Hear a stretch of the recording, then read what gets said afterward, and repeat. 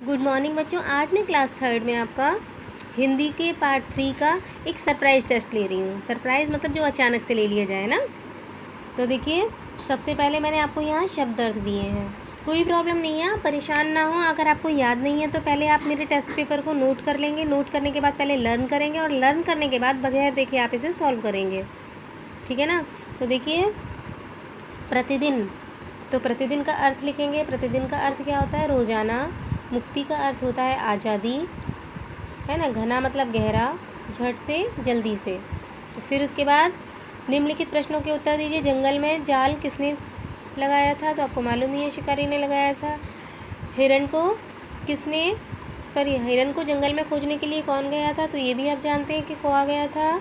कछुए को किसने थैले में बंद कर दिया था? तो कछुए को शिकारी ने थैले में बंद कर दिया था। तो देखिए, चूहे, कछुए और हिरण का चौथा मित्र कौन था? आपको मालूम है, उनका चौथा मित्र था कौआ।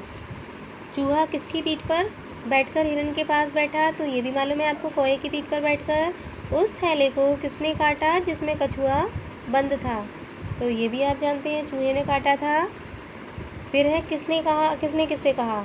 तो देखिए, मैं तुम्हें अपनी पीठ पर बैठाकर ले जाऊंगा। तो आपको मालूम है किसने कहा था मैं तुम्हें? तो कौए ने कहा था। और किसको कहा था? चूहे से कहा था।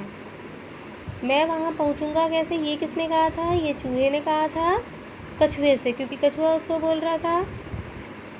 चूहे के दांत तेज हैं, वह जाल काट देगा, ये किसने कहा था? ये कछुए ने कहा था और कौए से कहा था। तो आई होप कि सबको समझ में आ गए हैं। तो मैं आपको फिर से याद दिला देती हूँ। अगर आपको याद नहीं है, कोई प्रॉब्लम नहीं है, आप पहले क्वेश्चन पेपर को अपनी नोटबुक पर नोट करेंगे, उसके बाद लर्न करेंगे और लर्न करके ही इसे बगैर देखे सॉल्व करेंगे। Thank you.